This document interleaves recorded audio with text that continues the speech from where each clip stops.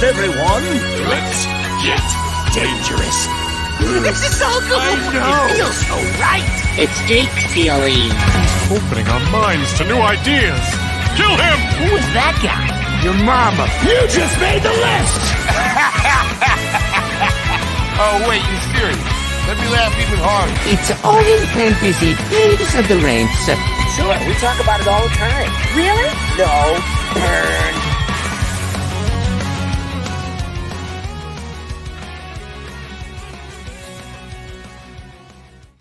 Game on, you ducks. It is the football season. Yes, the football season is here. It is week one. It is week one waivers live on this show with myself, Chris Meaney, and Olin Kidd. Well, I guess live when you're listening to this. We were recording it live. You can also still watch it on YouTube later if you want to see my t-shirts or Meaney's glorious Canadian beard.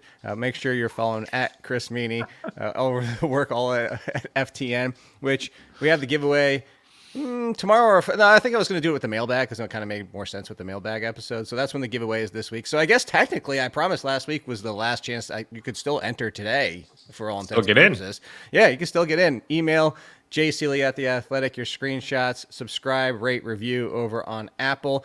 We got to 11, meaning it's like one spot. It's like right there. Just got to get to 10. What do we got to do to get to 10? I mean, we have to bump some big names to get to 10, just like including like Fantasy Football Today and Jamie Eisenberg of CBS. So it's kind of tough to get to that top 10. But if we do, giving away a copy of Madden, I might do it anyway, as you know. But also make sure you're with us for the entire. Tell your friends, because I see a lot of people in the comments over at The Athletic of like, where's the podcast? And I was like, I know it changed for the 15th time, but this is where the podcast is. So tell your friends. They're not getting draft advice anymore unless they're drafting this week, and they probably know everything. So if you're trying to keep us a secret, please don't anymore. Please share us to everybody you can think of. But yes, you know the drill. Going forward, I'll give you the heads up for 2024. Tuesdays, waivers.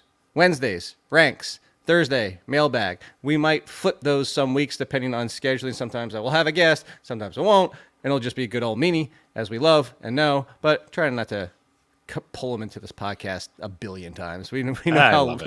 I know you do. I think most people love us together, and rightfully so. But give you a few.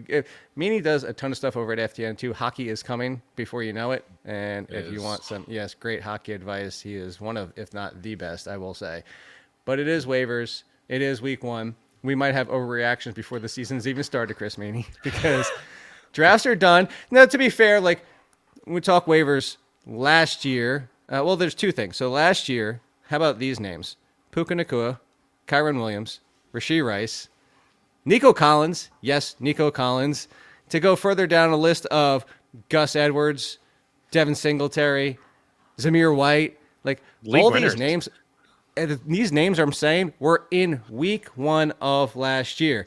And of course, the immediate tongue-in-cheek pushback I get was like, well, when you have 50 names, of course you're going to have everybody. No, we have 50 names because we go deeper, and a lot of those names were way up the ranks inside the top 10 or top 12 because of their potential. This is the biggest thing I say every single year, Meaney. When you get to your last 2 or 3 spots on your bench, obviously your first 2 or 3 spots, probably semi-starters in like a Brandon Cooks range, which you could even argue might be droppable. But those last 2 or 3 spots should be Hail Marys for all intents and purposes. It should be chasing the Nacuas. It should be chasing the Kyron Williams. I had somebody who said, why isn't Demario Douglas in your waiver column? You know how I feel about Demario Douglas. Demario! Coming from Liberty. Love the guy. I want to see him do well, but what's his ceiling? I think we just saw his ceiling last year, even though he's a rookie, but as a wide receiver 4, volume dependent. Now you have Jalen Polk. Kendrick Bourne is healthy at some point. Tyquan Thornton's back in the mix. Like, there's just, where does Douglas go up where he's always going to be waiver level? And that's why I'm not excited about those guys. I'm not excited about guys who are capped out to basically best case scenario be your flex option. No, it makes a lot of sense. And KJ Osborne's another guy that just, it's not that we're excited, but he's just a guy that's maybe like it's going to be a very bad football team in a long year there. But I think, it makes sense. The home run plays, the next man up, right? We've had that conversation so many times. I know you cover it at The Athletic, next man up, right? It's, just getting ahead of it and getting ahead of those big fab pickups because it's going to happen week 1, week 2. You hope it doesn't, but if there's some sort of significant running back injury, like we've seen, all of a sudden, Jerome Ford, Cam Akers is in the doghouse, Kyron Williams. So yeah, there's a few running backs, and the way that I construct my squads, I am not looking for that 6th or 7th wide receiver on my team. I'm pretty happy with the first few wide receivers I have, and I'm just looking for home run plays and stashing running backs. Yeah, so as we talk through waivers, going to kind of touch on that real quick. So I put streaming quarterbacks in there. Let's just get this out of the way. Like, you're not streaming a quarterback week 1. I mean, maybe you're in Superflex. I could see that. But again, even if you're in Superflex, unless you're in like a 8-team Superflex, they're all on teams anyway. But because of that, so the list for streaming quarterbacks goes all the way from Baker Mayfield and Geno Smith all the way down to Derek Carr and Bryce Young. Is there a name outside of Will Levis? Because if anybody listened to our offseason, we have a lot of excitement for the potential of Will Levis, could bust, but the potential of being with Brian Callahan, the potential of that offense that's built around him now, a lot of talent, a lot of changes there. But we're excited for Will Levis. Is there a name from this list that stands out to you saying, you know what, I'm not streaming in week 1, but maybe I'll grab because I'm in a 12, 14 team league, our benches are deep. I will need for a bye, but this is maybe I'll find one that pops off like Will Levis, and maybe I find an answer going forward that ends up being better than who I have. Like if I waited on a quarterback, and I'm not saying, look, I have Brock Purdy as a top 12 quarterback, but if Brock Purdy fell off, and then so is there a name in this list that you were like, you know what, if I have a spot, if I have room, I'll stash him? Yeah, I mean, apart from Will Levis, I'd say like Baker was pretty good towards the end of last season. Like he had some really nice games, and he starts off against Washington. Like I could see, and without trying to get too cute week 1, like Brock against the Jets or Rodgers against the Niners, I can see myself maybe going another way. Like even Jared Goff in a lot of my leagues, I made as my last pick, even though I took like maybe Love in the middle rounds. I'd rather play Goff in a dome against the Rams in a potential shootout than maybe Love in Brazil against the Eagles, which just could be, just a weird game in general. But Baker against Washington, and he's somebody that you may just find holding because they don't really have a great run game. You got, obviously Evans and Godwin and Rachaad White catching balls out of the backfield. So I'm not sure the matchups after, but I know the division is fairly weak and gettable.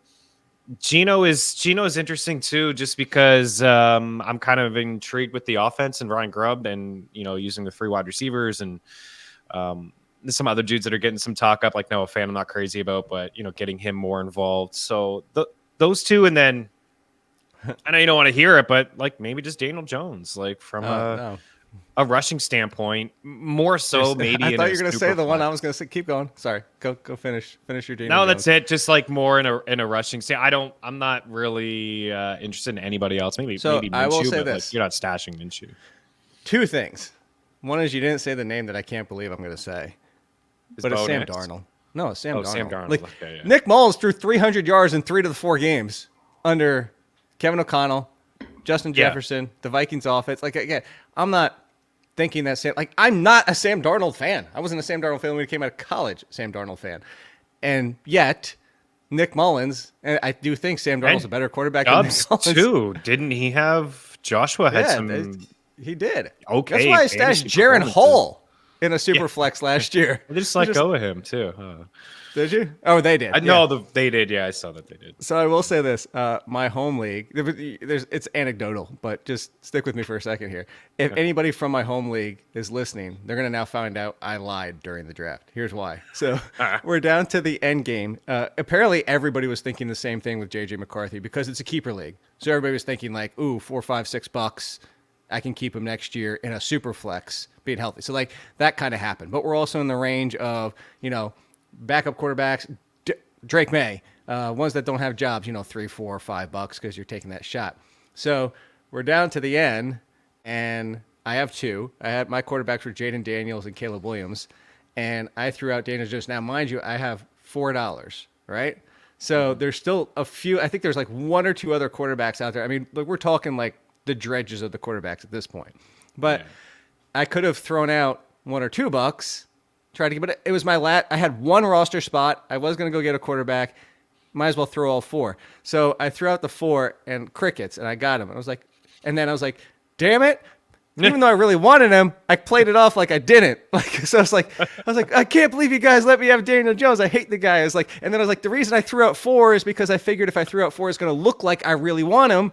But if I threw it out for 2, then you might like try and like bid me like, so like you would stick me with him for 2, even though I had $2 left on top of it. And everybody's like, ha. And I was like, actually in my mind, I'm like, I'm just playing off the fact I really wanted Daniel Jones. You really want him. But for $4 is your 3rd quarterback in Superflex. It's a massive win, yeah. And he even Young, I'm not super excited, but Young and Bo Nix and Darnold and Daniel Jones are quarterbacks that are good 3s, and you can get for a couple bucks. We've said so many times. I mean, if anybody is still drafting Superflex, I mean, you have to leave with at least 3 quarterbacks. Like, just things are going to happen, and you just won't be able to compete. You don't want to be that guy or girl in your league where you just have one and you're scrambling. It's not fun. Can I ask you a question real quick for everybody out there that's playing on Sleeper? Did you see their new addition this year, where you can declare a replacement player? Oh yeah. So for everybody we out there, voted against all of that. Did you? Like our league was kind of like, whatever, sure, fine. So what it is you declare a replacement player if your player doesn't play. So like Christian McCaffrey, which we're going to talk about, by the way. Let's just throw it out there. Christian McCaffrey, Brandon Ayuk, Trent Williams, they're all there. They're all fine. New contracts. Waited all this time. Panic for nothing. I know, it must be nice. Yeah.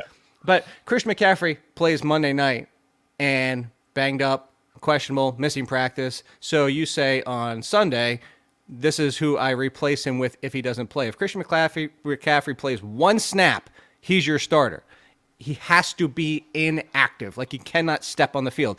Bijan Robinson last year, that wasn't inactive. Like, Bijan Robinson wouldn't have been replaced. It's only if they're inactive with like a Sunday, Monday night scenario. So how many times is it going to come into play, Meaney? Maybe twice, which is why we were fine, because we kind of treated it like, oh, it's the COVID situation. So yeah, I dig that. I like it. I think what they originally, like, there was a discussion in one of my dynasty leagues that originally when they came out with the rule, you could swap like Thursday and Sunday or Thursday and Monday. I just thought that was like, there was too many days between that. I just felt like I like the Sunday Monday thing. Just feel like, Thursday to Monday, I don't know. It's a long way. I think there's an option to change it too. You can change which days they play, and it has to be also. You can't change after the fact. Like, you can't be like on Sunday, like, oh, Zach Moss scored 2 touchdowns. He's my replacement. You can't do that. And I think they got some pushback on that Thursday, so they were able to make some adjustments. So it is good. It's things happen. Sunday mornings are busy for some people outside of football, right? So injuries could happen, and it just makes the league, I think, competitive and kind of keeps everybody in it. And you only get one. It's not like you can be like, here's all my backup plans, my bench. No, it's cool. It's just play baseball. I dig what they're doing. They're trying to make it, just keep everybody in it, and that's what it's all about. All right, so let's talk some more waivers, and let's get into running backs. And I think the biggest one, so off the top, I have 2. There are over 60% rostered on Yahoo. For everybody, the article reference will always be 60% on Yahoo. That over the course of my career seems to best be the barometer. Like CBS, more aggressive because the people playing on CBS are still like the diehards. Like, if you're still on there, like, it's an older system. So if you still like playing on there, you've been playing for like, so their percentages are higher. ESPN's the opposite, more casual, and you get a lot of people who just draft and forget or stop playing, or it's not even active leagues, so their percentages are a lot lower. Yahoo has always been the happy medium ground. I would use Sleeper, but they don't make it easy. Like, I want to go somewhere in Sleeper, just give me the list. And it's like, they don't like, oh gosh, I love you, Sleeper, but it's like at the same time, you kind of, it's almost like you're intentionally making things difficult. You're Apple. You're intentionally trying to like make There's things a lot different. that I like about Sleeper. That's one of them. And then don't get me started on like messaging and DMs, because I just don't because you get the alert on your phone and it's like you're digging through 7 different spots to find out where the message was. Yeah, like, where did that message go? I don't understand it. I still like can't find certain messages that I've been looking for weeks. You can get like alerts for like somebody highlighted your player or something like that, and then just like there's exactly. Yeah. All right, so the 2 running backs that are over 60%, but not by much, is Chuba Hubbard, which I covered and said, stop. He's the starter. Yes, Jonathan Brooks at some point, but he's the starter. There's no way, even in a 10-team league, Hubbard should be sitting out there. Also, Blake Corum. not just because of the Kyren punt. We've covered this on the podcast, so you know this if you're listening, and it's in the article now, but the concern has always been Corum could steal some goal line work, and then if Kyren has 2 or 3 bad games, the swap's coming. So starting the list, and this is the one that get the big question about, Samaje Perine is with the Chiefs. We talked about the news on this podcast. In case you missed it, he is the number 1 pickup at running back for me because there's an added level to this that we didn't talk about because it broke over the weekend since the last time you and I talked, Meaney, is we like the Perine upside. I kept telling people during my draft that I referenced something I joked with you about. And you said, he catches 90% of his balls in reference to Pacheco. And I joked back and I said, which running back are you talking about? Because Perine does the same. And I have concerns that Perine slightly dings Pacheco, still an RB1, but now he's low-end RB1 where I had him about 8 or 9. But all that being said, the breaking news we got over the weekend was they brought in Josh Jacobs, offered him a potential deal. And there was like the Giants, obviously the Packers, and a few other teams were listed among teams that like went after Jacobs. When you see the Chiefs went after Jacobs, did that like make you sick to your stomach as like a Pacheco manager and say like, you know what, maybe I should be more concerned than I am? Yeah, like that blew my mind to hear that because I mean, been watching Pacheco run between the tackles and look pretty good over the past couple of years, right? So interesting to hear that. And I think that Perine should be at the top of your rankings. I think he should be owned in every PPR format. I think he's probably hanging around most formats. 10 teams hard to fit him in your lineup in your roster. But I think he's going to have a role, and I think you can just go back and look at Jerick McKinnon over the past couple of seasons. I know last year he was limited. I think he only played like 12 games, but he still caught 20 some odd balls. And then 2 years ago he had 9 receiving touchdowns. Like 9 receiving touchdowns is significant. I don't think that Perine's going to get that, but third down stuff, he's probably going to come in and spell Pacheco. And he may be second and long. Red zone packages. You know, they do weird things in the red zone. You know this about the Chiefs. They have fun in the red zone. They're doing all kinds of different things. And I just remember seeing McKinnon on the field in red zone packages quite often over the past couple of years. So he may even just be we may get into week 5 or 6 with buys. Annoyance is one thing for Pacheco, sure. I would expect him to get most of the red zone touches, but should they decide to pass in there, it may be Perine. And I just say we may find, like, come week 5 or 6 when we get into buys, that Perine may be a guy that we're plugging in, like, as a flex play, or at least like he's going to be a guy that I'm going to be thinking about in the betting market if I see like a 1.5 catch or 9.5 receiving yard prop. Like I just feel like he's going to be involved.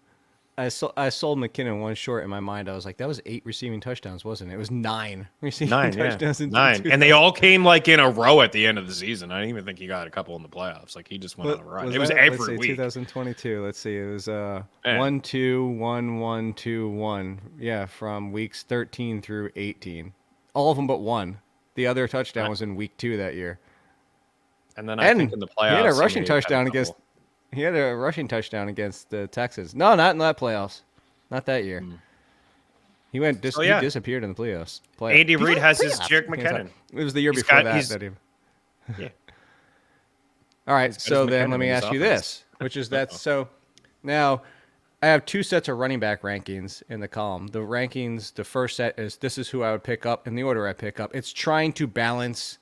I'm always going to shoot for ceiling, but it's also trying to balance a little bit of possible production. Like at the top, Perine, Algier, J.K. Dobbins, Bucky Irving, people who are involved, but also ceiling if they end up being the lead guy and the other one gets hurt.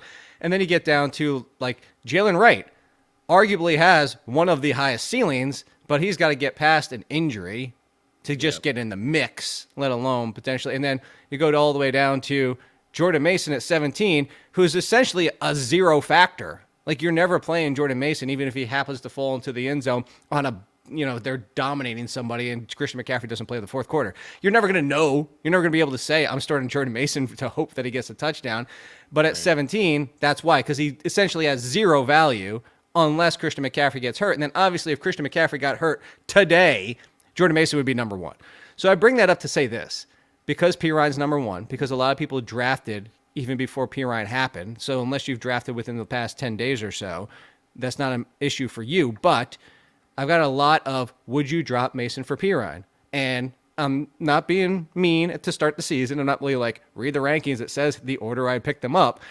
I think because I also think that's a valid question. It's like you see the ranks, and then if you scroll down to purely next man up. So basically, that second list in my waiver column are, if the person in front gets hurt, this is how I rank these next 22. Like, all 22 are ranked as if the person in front of them got hurt. Mason's still number 2. Only because I have a slight concern of whether if it's Grendo, if not healthy, it's somebody else that is just Shanahan and he can make everybody great.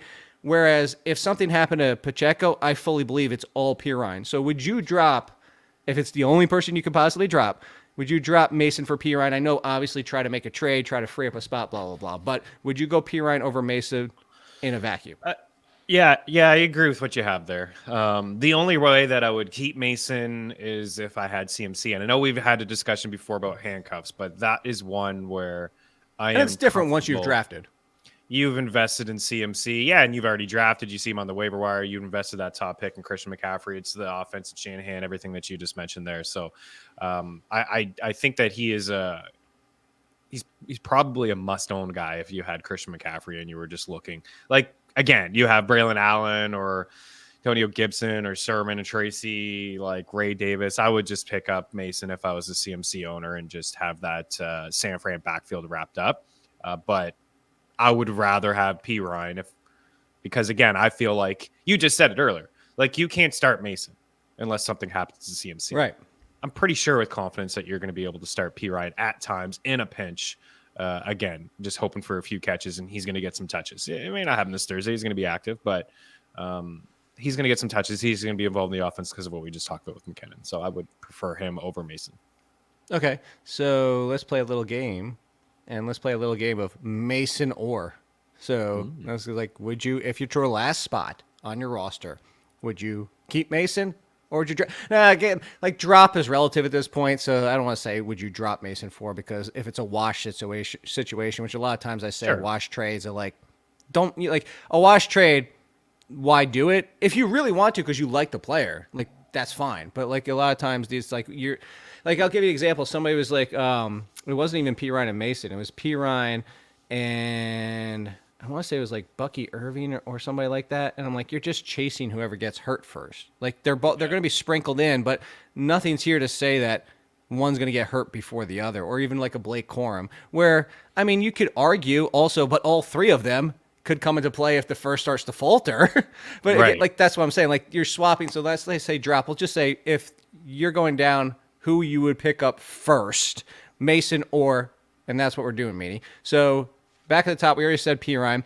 I'm assuming Algier, right? You're taking Algier over because you could actually potentially use him. Yep, you can play him. J.K. Dobbins, yes. Yes. Okay. Yeah. Bucky Irving, yes. Yes. McLaughlin, yes. Yep. Okay. Here's where I think it starts to get to a conversation now. The Cowboys, plural. Dowdle and Cook, and see how it shakes out in week 1, or Mason. I'm taking we had this conversation last week. I have them at 6 and 7. I think they could both immediately be drops after week 1 for the hot name, but I at least want to see what happens in week 1. Yeah, same. So do I. Okay. I think I'm coming around on Rico. I'm thinking lately that maybe Zeke just looks so bad that they brought in Dalvin. But yeah, I'd rather have the Cowboys backs. Again, I think that you can play them. Maybe we'll find out that one is ahead of the others by week 2 or 3. But yeah, I'd rather the Cowboys backs. Could be gross. Charbonnet, who people went from so excited for Charbonnet last year to kind of a disappointing rookie season, but he was banged up too. And now people are like, no, don't want Charbonnet anymore. Yeah, like he's a good back, and maybe a new regime in there. Maybe it's new life for him. I know he was just year 2 here, so I would keep him. He's kind of on the borderline of, you feel like you can't start him, but maybe with the new offense that he gets more touches and he turns out. I looked at that last year. I'll lean with him. Do you know how many double-digit games Charbonnet had last year? In terms of carries? No, double-digit scores. Sorry. Oh, scores. Man. maybe like just a couple. There was a stretch where Walker was hurt, and I don't think he was all that good. I'll say like 2. 0. 0? Yeah, I didn't think I was much. actually a little surprised. I was And with you. I was thinking like 1 or 2. There was a couple weeks there, at least 1 week for sure, where Walker wasn't there and he had an opportunity and he didn't look all that great. And I think like people are immediately out on him. There's a oh no, I lied. You're right. It was 1. Well, not you're right. There was 1. Oh, there's one game. I don't know. Yeah, against Dallas, 19 for 60, 3.2 yards per carry. It was Dallas. That would have been the game. That 19 carries, that would have been Yeah. Walker would have been out for that one.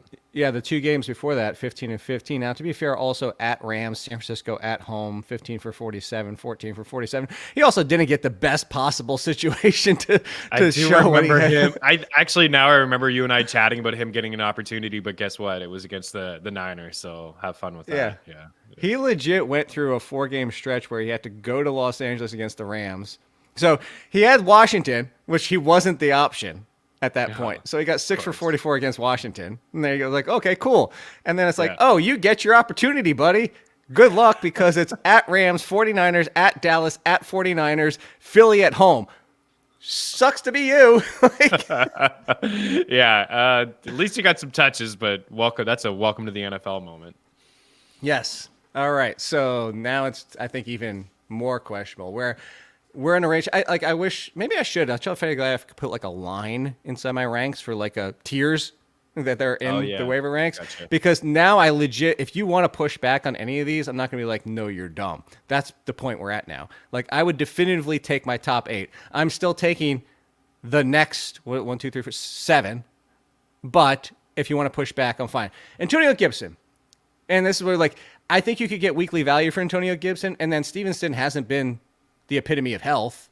And people seem to have forgotten Antonio Gibson was putting up top 15 running back numbers when he was the guy. I think that's possibly out the window at this point of his career. But look at the depth chart for the Patriots. It's a gross offense. But you tell me if Stevenson got hurt in week 1, Gibson wouldn't be in store for 15-plus touches? Yeah, and he can catch, right? That's something that we know, right? Converted wide receiver to back. And I've been wondering how New England may use him, like maybe both guys in the field at the same time. If none of these like average wide receivers can step up, you know what I mean? Like we just talked about New England's room. Like maybe they just use both of these guys in some 2 running back sets, or we know that they're going to be playing from behind. I would hit the under on the 4.5 wins. So Gibson's maybe getting 4 or 5 catches a game. And if you're getting 4 or 5 catches a game, again, that's 4 or 5 more touches than Mason's going to get. So you can put him in. It's gross. It feels nasty.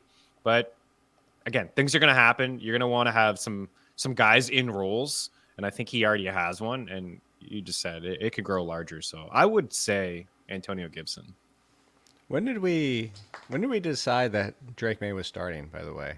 I feel like, did we say week 6? Houston at home? After the bye? Was there a bye in there? No, their bye is week 14. Okay. So there was a tough stretch that I thought you rattled off on the XM show. They really don't. It doesn't lighten up really for the Patriots, which is part of the other reason I'm taking the under on the wins. But it's at Cincinnati to start, home against Seattle, but then at Jets, at San Francisco. So May's essentially, for all intents and purposes, not starting the first 4 games. But then they come home for the Dolphins, for the Texans. Oh, this is where we figured it out. Week 7, because it's home against Jacksonville, but it's overseas. Oh, it's in London. And then home to the Jets, and then at Tennessee, at Chicago, home to the Rams, at Miami, home to the Colts. Like, this schedule is not very forgiving at all. That's probably what Mayo was thinking too. Like, I know he wants to be optimistic and he wants to give his 3rd overall pick some starts, and you want to have him play, but at the same time, shatter his what's confidence. The rush? What's the rush here? Yeah, they're going to be dogs in every single game. That's a very, very tough. Are you taking the Bengals in week 1 Survivor? I think so. It's a huge spread. I think that the 9.5 from a betting standpoint may be a trap, but I'm gonna lean with them winning.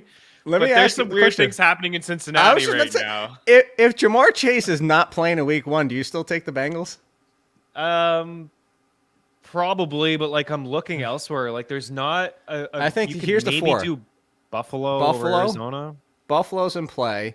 I don't like your hesitation right there. Is like we don't know what this Josh Allen offense is going to look like with no Stephon Diggs. I mean, there's a lot of questions there, which we got to get to wide receiver waivers so we can talk about that. But they're in play, but I think the other two that people I seem to see is the Seahawks and over Denver. Yeah, over Denver. I think that, but of course, this is Sean Payton, Bo Nix, so that's always possible. And then the Saints seem to be in play by a lot of people. At home against Carolina. That one would scare me. Because the division? One would. Because of the division, and I think Carolina's, like, I don't want to call them a sneaky defense, but I actually think, like, it may be okay, where it keeps them in some games. And the Saints should pull away, but actually, like, from a betting standpoint, I kind of lean like Carolina plus 4.5 or plus 5 or whatever that line was earlier. I just feel like, division games. I don't know, man. They kind of scare me. I would sweat the one I would sweat out Seattle before that one. If you have a double strike, do you get riskier in week 1, or do you try to still stay conservative? I like to get risky, actually. Yeah, if I have a double strike, give me the Texans over the Colts. Let me sweat. Oh no! So I have 2 double strikes. These are the 2 teams I'm taking in my double strikes. Minnesota on the road. It's the only chance. Look at Minnesota. Right. It's the only chance. Like, and I know it's a road game, but it's the only chance on the Minnesota schedule where you're like, you know what? Because Minnesota on paper, again, that offense could be difference maker, but on paper, you're like, Minnesota's probably going to be dogs in most of their games. Yeah. And then the other one is Tampa Bay home against Washington, because Washington still has no defense. So that one, and Jaden Daniels' first game, I could. Do you know that rookie quarterbacks in week 1 are like 1-3 this past couple seasons? So straight up, not even against the spread. I even think the Titans might go into Chicago and surprise some people. So don't pick the Bears. Oh, I don't like the people. A lot of people are picking the Bears. Anyway, back to as we just pivoted off of that. Yep. Ty Chandler. Would you take Ty Chandler or Jordan Mason? I would take Ty Chandler. I think he is another guy that I think is going to have a role. Yeah, regardless of Aaron Jones' health. Dylan Laube, I think because he could be J.D. McKissick, and I could see the Raiders passing a lot, I would take him as of today. Yeah, he's certainly. If you would have said Madison, I would have said nah on that one. Nah. And I would go with Laube. Yeah, you think he can have a role, a third down role right away? He's the pass catching guy there. I'm legitimately concerned about Zamir White in the passing game, and then if they're throwing a lot. All right, so Jalen Wright we already brought up. So would you take Jalen Wright because okay? Yeah, I just want that ceiling, man. I'm shooting for that home run play with him. Like Chan was that play last year, you know what I mean? So maybe it's right this year. So how about these rookie backups? Ray Davis, Marshawn Lloyd, Tyrone Tracy. Any, all, none of the 3? Lloyd, yeah. Dylan's gone for the season. Jacobs has been pretty solid, like durable. It does seem like he plays through some things, though. Like it doesn't. It does seem like he's like questionable with shoulders or knees or something like every week. But so what happened from sleeping on the floor in college, or not at home? They're growing up. Yeah, at home. He is he's a tough back, but still like that offense. And Lloyd, don't you think Lloyd? I think Lloyd is like. I think he could be like a bell cow back. Like he could be, hey, this is a guy that's getting all the touches and some catches. Should something happen to Jacobs? No, he's just a rookie and he's been nicked up too. I mean, I don't even think he hasn't played a whole lot over the past couple of years in college. But him, I'd probably lean with all of them. I probably lean with, probably lean Mason over Ray Davis just because of Buffalo situation and Josh Allen. And still not gonna. Just give me Mason. And who's the third you mentioned? That's Tyrone Tracy. Oh, yeah. I think it's like Antonio Gibson for the Giants, and then if Devin Singletary struggles at all, it's 50-50. Granted, it's the Giants' offense. But again, now, Tracy's 2 spots in front of Mason. So, Tracy, I could see... too. Yeah, I could see him being an RB3 and half and full point PPR. I could also see him being like, oh, he's not even involved, just go ahead and drop him. And then the last one, now behind Mason, these are what I think like clear, similar backups to Mason where you can't use them unless something happens. But if something happens to all of them, I would take Mason over Bigsby. I would take I would take Mason over Leonard Fournette, who's at 19, by the way, because he visited the Colts. And if he signs with the Colts, he's going to be in this backup mix because look at the backfield. I told you, I mean, how many Trey times Sermon do I have to say, stinks. I do not like Trey Sermon. Braylon Allen, Kenneth Gainwell, Jamal Williams, Trey Sermon, and Emmanuel Wilson, who I think would be the answer right now, but I don't think that's long. So the last one is Khalil Herbert. This one is weird.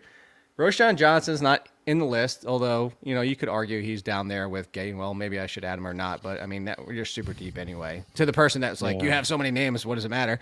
But Khalil Herbert looks, question mark, to still be the 2. potentially even spring. But like then there's also word that Roschon Johnson could steal passing game work from DeAndre Swift, which makes this whole situation cloudy. But I put Khalil Herbert here as in he's done it before, and if Swift gets hurt, which has happened at times, I think he still like. I don't think Roschon Johnson's role changes if Swift gets hurt. I think he goes from being the mix with the Swift and then the mix with Herbert. So like he just stays. So that's why I would take a flyer on Herbert. But I could see you taking a flyer on Mason.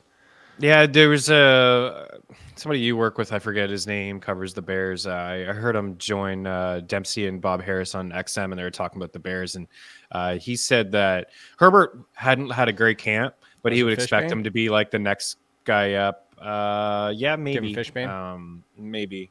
I'm not 100% sure on that. But he was saying like, yeah, I mean, he was talking about how he was excited for the article at The Athletic where they had to give a sleeper and stuff like that. So maybe it was him when he was rolling through all the beat reporters and giving their fantasy sleepers.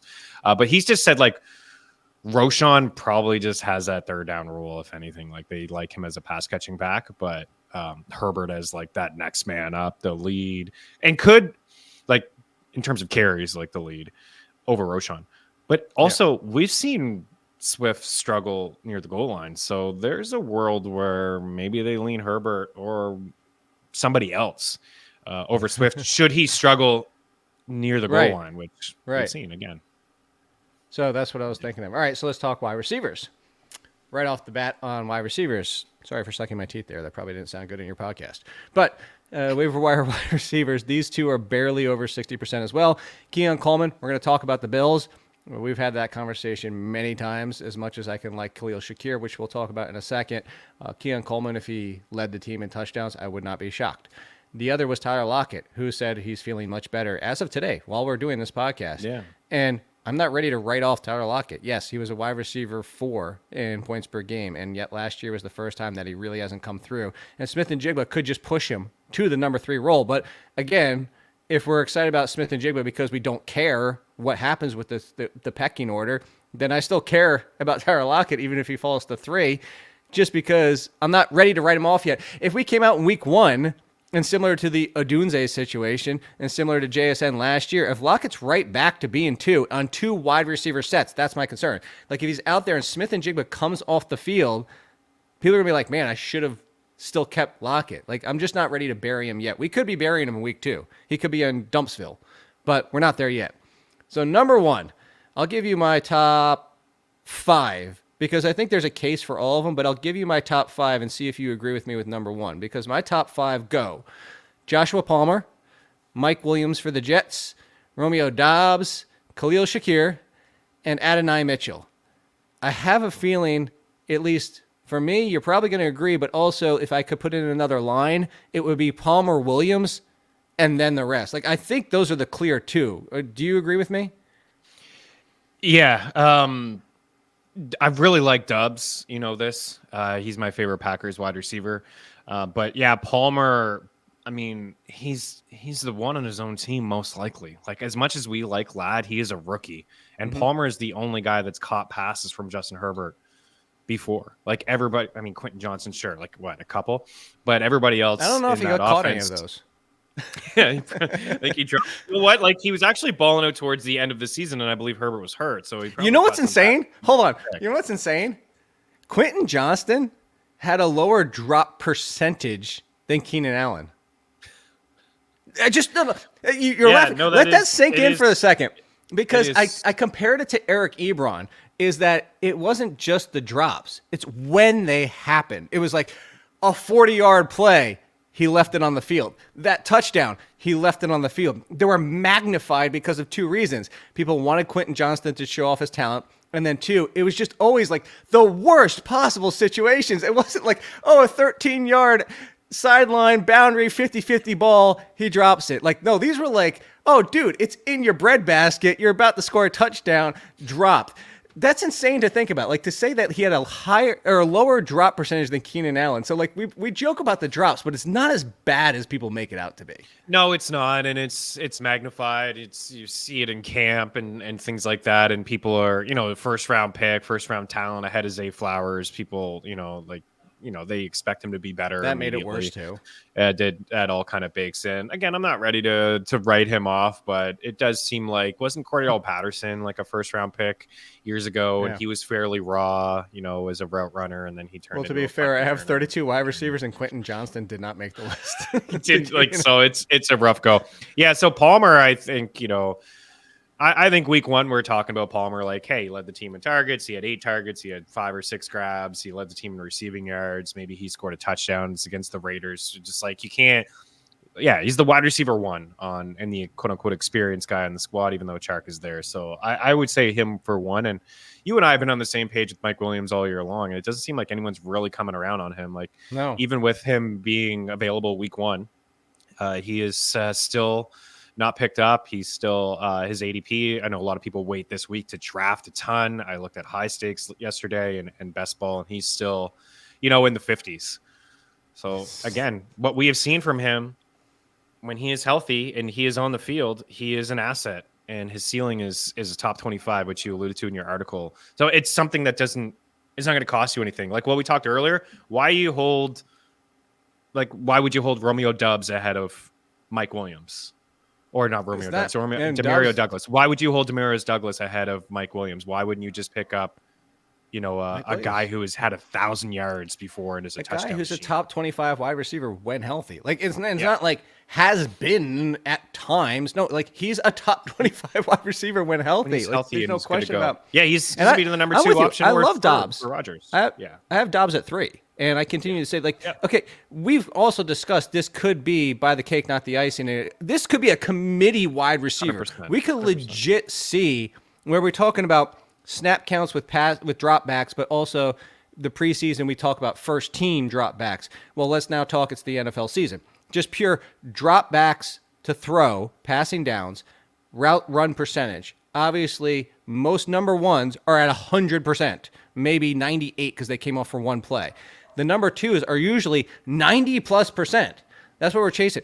If you told me they're all healthy and nobody topped 80, I wouldn't be shocked because I could see that they have them at their disposal, and there's a lot of arguments out there, which I'm part of, where if you told me everybody hit their ceiling, I actually think Wicks is the best talent all around. Me too. But he's 4th. And if you read what's going on with beat reporters, practices, first team dropbacks, all that type of stuff, the pecking order as of today is Watson, Dobbs, 1, 2. Then Reed as the 3, working a lot of slot, Dobbs sometimes 2, and then Wicks the 4, unfortunately. But that's what it is as of today. So I'm chasing as of today. I'm with you. I'm chasing Dobbs, who also happens to be, if you bring up the whole Aaron Rodgers and who he likes to go to, well, Dobbs is the love. I said this on SiriusXM yesterday. I said this at 9 a.m. because a lot of people might have been sleeping or getting ready for cookouts on Labor Day. But I said this to Dane, is a lot of Watson's production, too, that people remember and get excited about was with Rodgers, not Love. Over a 4-game stretch. Yes. He scored 7 touchdowns over 4 or 5 games. And I think for me, heading into last season, I expected Christian Watson. And he is. When you look at all of those guys, who's the deep threat guy on that team? It's Christian Watson. Still Watson. Yeah, he's the guy that's just supposed to, be the quote-unquote burner and stretch the field. And we've seen when he's healthy, Love takes those shots. Remember the Thanksgiving game? He ran to him right away. First play of the game against Detroit. And it's like, okay, here we go.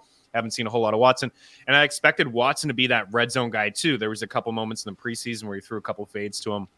But Doubs has been that guy because he's been the one that has been able to stay on the field and he's been healthy. So, last year, end zone targets, red zone targets, air yards, target share. He was number 1. And it's easy for people to say, well, it's because Watson wasn't playing and Wicks came on late. It's like, that's part of it. Durability is part of it. So he is the guy that's on the field. He's the guy that Love looks to in the red zone. He's the guy that gets those fades, those corner routes. I agree with you on Wicks. I think he's the most talented. I think he's the best route runner. And he's just kind of buried at the moment. There's a scenario where all of these guys, and that's why I thought, Jaden Reed was going a little bit too early in drafts because the ball's probably going to get spread out. But yeah, man, I really like Romeo Doubs, and I've come around on him since the middle point of last year. He's just on the field making plays. Even if he's just getting 4 catches, it seems like 2 of his targets are in the red zone, and that's super valuable. All right, so then further down this list, I mentioned the name. I love some Shakir. And I actually think he fits Diggs' role. But my concern, and why I have him fourth behind those names, but also my concern overall, it's cooled off from having Shakir pushing the top 40 to now he's still in the 40s, but just in the preseason, if we're reading again the dropbacks and running routes, he's coming off the field. So now Samuel's banged up, but we don't know if Samuel will be okay for week 1. But if he is, at least so far, it seemed like Shakir was the third option, which sucks. It does. Maybe he's taken that spot since Samuel missed some time, but there's no clarity. There's not like we need to really see how this shakes out. But the upside of Shakir is why I still have him here in front of, you know how much I like Adonai Mitchell now that there's no Josh Downs. Josh Downs could get Wally pipped. Well, Josh Downs could come back and be like, man, Mitchell took my job. Unfortunately, I'm screwed now. Jacoby Myers at 6 sounds maybe like the DeMario Douglas situation, but I go back to like this just is insane. This is another one that like nobody would get right.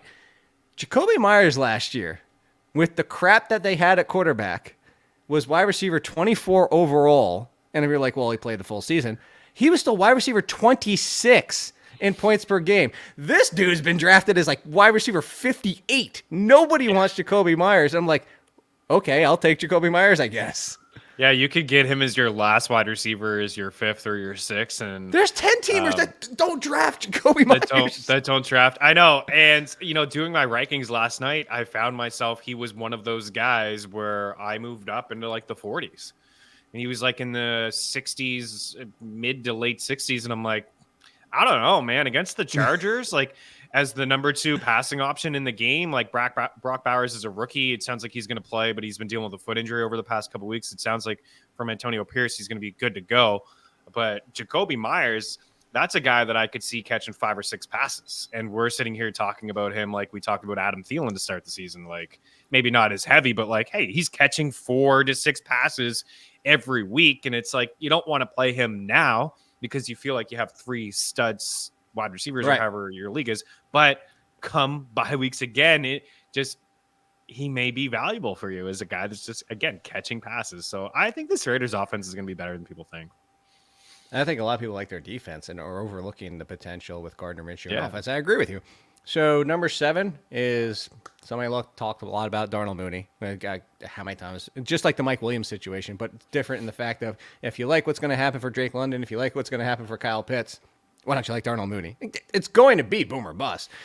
Samuel's at 8. Curtis Samuel, I actually brought this up and it says very similar to the Cowboys running backs. Like just take him, see how it shakes out. Because if Curtis Samuel is out there for 100% of the routes and Curtis Samuel goes out there and week 1 is 6 for 80 and a touchdown, people are going to be going crazy for Curtis Samuel because Josh Allen more than not likely is going to throw 4,000 plus yards. Yeah. Probably around 30 touchdowns. So somebody's got to do it. Gabe Davis at 9. And then this is like Gabe Davis at 9, Rashid Shaheed at 10, 11's Wicks, because Wicks is wrong. Wicks is either too high or too low, because Wicks comes out there and all of a sudden shocks us and he is in the mix as a 1 or 2 or whatever. It's too low. If he's completely the 4, he's way down and he's kind of irrelevant unless somebody gets hurt. But skipping past him, because I wanted to say Gabe Davis 9, Shaheed 10, Jalen Polk 12, Diami Brown 13. You throw them all in a bucket because it's basically a very similar wide receiver situation for all 3 of them, as in what they're going to produce in like the big plays, boomer bust, hit and miss, blah, blah. Is there one of those 4? Would you go the same order? Or is there one that you like more from the Davis, Shaheed, Polk, Brown? I think you're going to say Polk, aren't you? Yeah, I think Polk is a good stash, but Davis and Shaheed are guys that you'll probably play more than Polk. So I agree with your rankings. Like Polk is just that guy for me, and I know I talked earlier about why would you stash like a 5th or a 6th, but that feels like a different stash as opposed to like a DeMario or something like that. It's like a guy that I'm viewing as midway through the season. We see Drake May under center, and that's where I think Polk could like really excel as like maybe the number 1 option and the highest ceiling there. But, I think certainly in the first few weeks, if you get into a pinch and there's injuries or bye weeks, you'd rather play the boomer bust guys, the number 2 wide receiver in New Orleans, probably behind Kamara in terms of targets. Gabe Davis, I've been taking some, picking him late. Like I want Brian Thomas Jr., but when I don't get Brian Thomas Jr., it's like, okay, Gabe Davis. I really hope Gabe Davis is not relevant. I hope he's I'm not gonna be either. so upset for Brian Thomas. It would suck. Yeah, that's who's going to get hurt the most. But I think like out of the touchdown guys in Jacksonville's offense, like those are the two guys that I can see Trevor Lawrence hitting them up with some deep shots. I think the offense is going to be better, and I think T-Law is going to have a nice bounce back campaign this year. So getting some shots on him. Like I think I would rather take Gabe or Shaheed over Curtis Samuel just for like touchdown upside. But I really like Mooney, and I like where you have him. And again, I can kind of vision him like, don't you feel like he can play like Jordan Addison in Vikings offense last year is like busted coverage stuff? Like at the start of the year, it's all anybody was talking about. Jordan Addison, like, oh my God, another busted coverage. Like, luckily for him, the defense is, and it's like, stop it, man. Like that's part of it. The defense is part of the Kevin O'Connell's offense. Like they're going to focus on Pitts and London. There's a lot of one-on-one, and who's the deep threat guy? Cousins was hitting Addison at the start of the season because of that. He's deep threat, one-on-one, blowing by guys. So I think Mooney's going to be a lot better than people think, man. Like, he's only a couple years removed from 1,000 yards. I know, the disrespect. All right, so no Diami Brown love? I can't get you on board with Diami Brown? Yeah. I get on board over...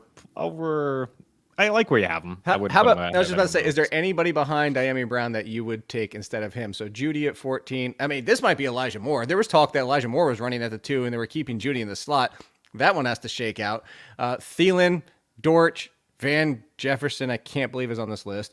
Yoshivas, Demarcus Robinson, and I mean, we're going down from there. So is there anybody that you would say you would take over Diami? Just on the chance that he is the 2 with Jaden Daniels. Yeah, that's the thing, right? Like, I would just Luke McCaffrey, I think, is going to take some time. I really see I have McCaffrey down at 30 because of he's capped, in my opinion, as the slot option. Noah Brown's at 29, by the way. The Commanders picked up Noah Brown, which everybody remembers. Oh, those 3 games of nearly 20 plus points in those 3. It's going to take some time for him to get the playbook to switch over. I mean, it could be 2 weeks, but I put Noah Brown way down there as in like, I'm in a deeper league. If Diami Brown falters, Noah Brown could be the answer outside. Yeah. So I would take Brown now, knowing that he's been there and he's been catching passes throughout camp. But I could see a scenario where Noah Brown, come week 3 or week 4 is playing ahead of him. Other guys in this list that I mean, Demarcus Robinson, I kind of dig. Well, I was going to say this. So let me give you from Van Jefferson. Oh my God. Let's start with Dortch. We'll go Dortch at 16. Van Jefferson's the 2. Like, I don't like Van Jefferson, but until Roman Wilson takes over, he is the 2. By the way, Roman Wilson way down the list. Dortch, Van, Yoshivas, Demarcus Robinson, Mims, Wandell, Michael Wilson, Tolbert, Malik Washington, Jalen McMillan. From those, give me your 2 favorites.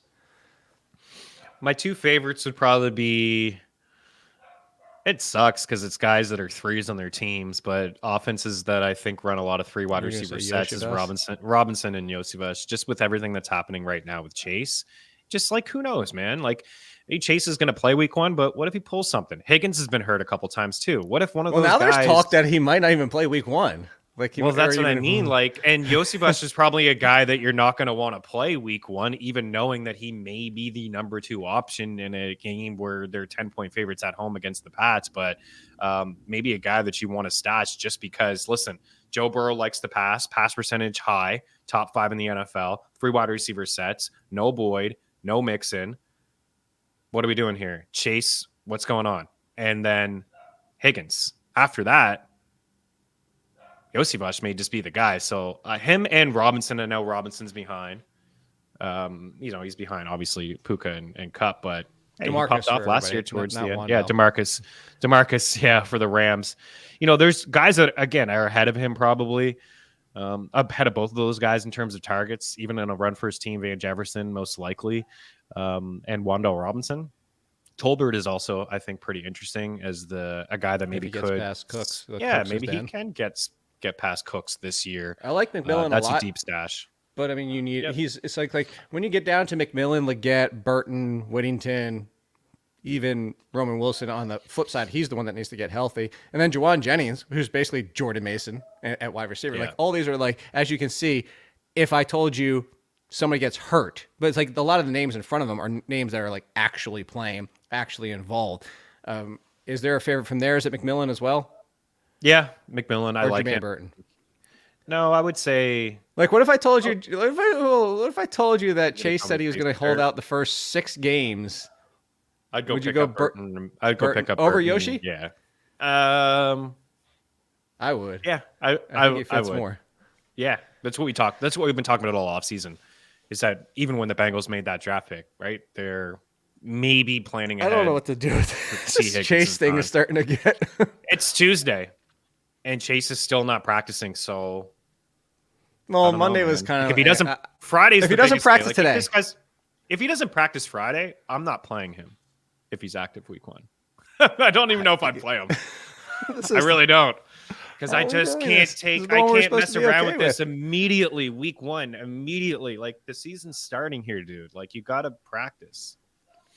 All right. Before we get out of here, streaming tight ends and defenses. If you waited on tight ends, the answer just continues to be Taysom Hill. After that, I think Jonnu Smith is fun. Hunter Henry with Jacoby Brissett. And then Conklin and the Gesicki's. And I even included Colby Parkinson for everybody. Like Tyler Higbee at times. I was going to bring him up, so I'm glad you did. Is like the deepest. Would you go Dulcich and anywhere? Dulcich, like no word of like anything, and then all of a sudden over the weekend too, there was like this little blip of coaches talking up Dulcich and the fact that hey, you know, this is somebody who likes his tight ends, and like I'm just like eh. I have a couple shares of him in like this deeper stuff, mostly best ball, but I would think I would go Parkinson ahead of him. Again, just the environment of the Rams and Lions and what that game was in the playoffs last year, and the fact that we could see 50+ points. So I would just lean with the total. So, yep. And then before we get out of here, some defenses to stream. Reminder, you want to actually chase teams that might have to pass a lot. And that's because you want potential sacks and turnovers. That's what you want. So the Bengals, even though, I mean, the Patriots are going to have to pass at some point, and Jacoby Brissett's safe, but still. I have Seattle versus Denver, Tampa Bay, there you go. Saints against Carolina, Chargers, and down from there. But I got a little bit of pushback. I'm curious which way, as we get out of here, which way you side on the Seahawks thing. Pat said not that concerned, or not that excited, I should say. I think he had them at 10 or 11 overall in the rankings, which is still a startable defense. But a lot of people would put him a little bit higher because he's saying Bo Nix, sure, but Bo Nix in the Sean Payton offense, Sean Payton's offense doesn't lead to a lot of turnovers, and probably what they'll ask Nix to do is not throw a ton in week 1. So are you more with Pat, or do you think that the Seahawks should be actually one of the top 5 or 6 defenses this week? I'm not calling out Pat. He makes a good point. I get it. No, he does make a good point. I'm sure but that's the Seahawks are one of the most popular streaming defenses outside of the Bengals in week 1. Yeah, and I like them because it is a rookie quarterback. It's in Seattle, right? Yep. And then next week they head to New England if you want a 2-week streaming defense. Yeah, exactly. And, you know, Seattle's still a rocking place, man. Like, Bo Nix's first start in the NFL, it's going to be a challenge for him. So I agree with Pat, and that's going to be the game plan. But I also don't believe in this Denver defense this year, and I think Seattle will be able to put some points on the board. So they may have to get away from that game plan. And outside of Cortland Sutton, there are a lot of major question marks in the wide receiver room. So I like Seattle as a defense. That is going to be rocking in that building. 12th man, it's going to be tough. You don't want your first NFL start to be in Seattle. There's a few venues you don't want it to be, but Seattle's one of them. That is definitely near the top of the list, especially. Maybe we'll get what we got in college football this week, and everybody holding the helmets next to each other and being like, oh, we can't hear anything. Look at what we're going through. That's because the college helmets changed a little bit of the communications. Yeah. But anyway, hopefully what didn't change is you listening and paying attention. We've got a lot of information in week 1. There's a lot of players to talk about in week 1 of waivers, as there should be. At Chris Meaney, over at FTN, over at The Athletic. The waivers are out there. The rankings are coming out. I'll have a guest tomorrow. No Chris Meaney. Gave him like that final, like, hey, get a breather. Get some time because it's about to start. Before the grind. Yeah, before the grind. Ooh, it's kind of already started. So hopefully you're enjoying it. Rate, review, subscribe. I guess technically, like I said, you got another day to get into the contest and email your screenshots over to the JC. Look, we're not even up to 50. We're getting close, but we're not even up to 50 entries. So your odds of winning are pretty dang high. So just jump into the contest and help us get this podcast rolling. We'll be back for rankings and the mailbag. Send those questions too. At Twitter, it's probably the easiest way. Don't go Instagram. Not because I don't want you to bother me on Instagram. It's just I'm not on Instagram that much, and I don't check the DMs that much, so they're probably going to sit there for multiple days. So tweet or email me your question, and we'll get it into the mailbag. And we'll see you next time. Yay, goodbye. Fun times, week 1. Lots of Week stuff. one, baby. It's here. Yay. You haven't cut me one, off baby. yet. I'm still waiting. Somebody